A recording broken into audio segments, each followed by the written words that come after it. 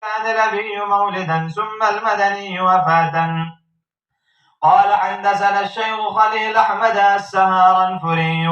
قال حدثنا الشيخ محمد مظهر النانوتبي عبد القيوم البدهانبي قال حدثنا الشيخ محمد إسحاق الدهلبي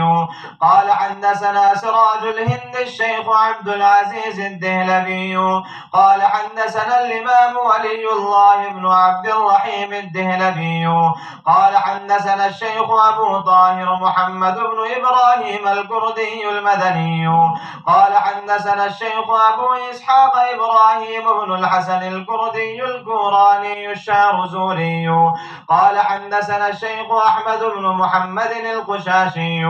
قال حدثنا أبو المواهب أحمد بن عبد القدوس الشنابي قال حدثنا الشيخ شمس الدين محمد بن أحمد بن حمزة الرملي قال حدثنا شيخ الإسلام زين الدين زكريا بن محمد الأنصاري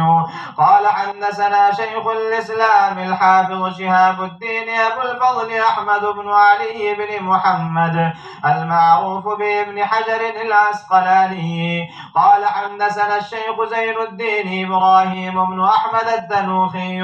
قال حدثنا الشيخ أبو العباس أحمد بن طالب الحجار قال حدثنا الشيخ أبو علي الحسين بن المبارك الزبيدي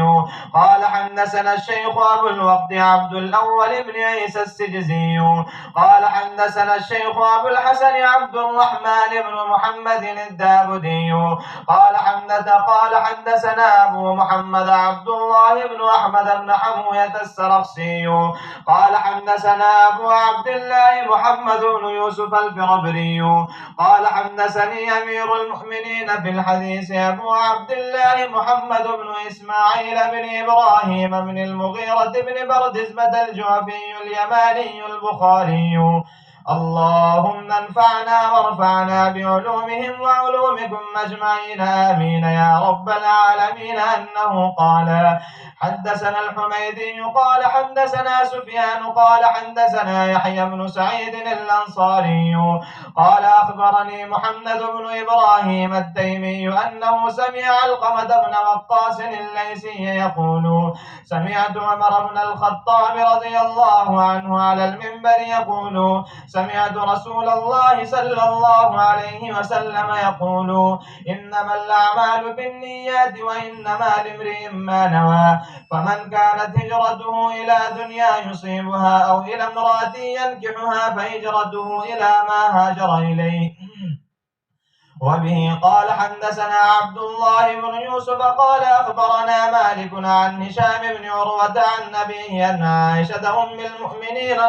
رضي الله عنها أن الحارث بن هشام سأل رسول الله صلى الله عليه وسلم فقال يا رسول الله كيف يأتيك الوحي؟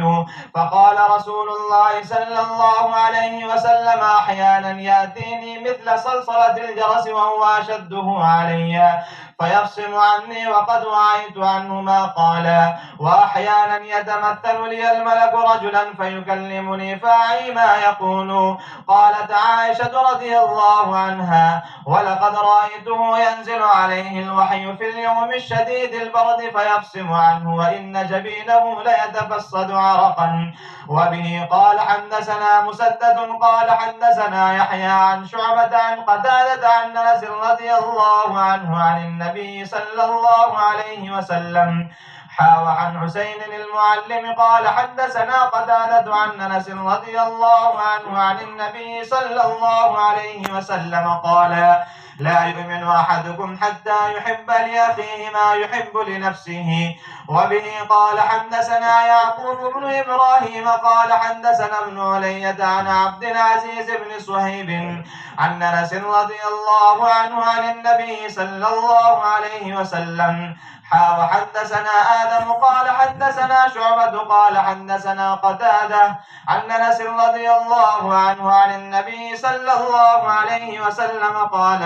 لا يؤمن أحدكم حتى أكون أحب إليه من والده وولده والناس أجمعين. وبه قال حدثنا الحكم بن نافع قال أخبرنا شعيب عن الزهري قال حدثني عامر بن سعد عن سعد بن أبي وقاص رضي الله عنه أنه أخبره أن رسول الله صلى الله عليه وسلم قال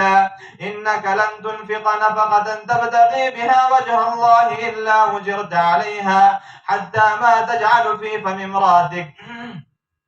وبه قال حدثنا عبد العزيز بن عبد الله قال حدثني مالك عن ابن شهاب عن الأعرج عن أبي هريرة رضي الله عنه قال إن الناس يقولون أكثر أبو هريرة ولولا آيتان في كتاب الله ما حدثت حديثا ثم يتلو إن الذين يكتمون ما أنزلنا من البينات والهدى من بعد ما بيناه للناس في الكتاب أولئك يلعنهم الله ويلعنهم اللاعنون إلا الذين تابوا وأصلحوا وبينوا فأولئك أتوب عليهم وأنا التواب الرحيم. إن إخواننا من المهاجرين كان يشغلهم السبق بالأسواق وإن إخواننا من الأنصار كان يشغلهم العمل في أموالهم وإن أبا هريرة كان يلزم رسول الله صلى الله عليه وسلم لشبع بطنه ويحضر ما لا يحضرون ويحفظ ما لا يحفظون. وبه قال حدثنا يحيى بن حماد قال حدثنا أبو عوانة عن بيان عن قيس بن أبي حازم عن مرداس الأسلمي رضي الله عنه قال رسول الله صلى الله عليه وسلم يذهب الصالحون الأول فالأول ويبقى حفالة كحفالة الشعير بالتمر لا يبالهم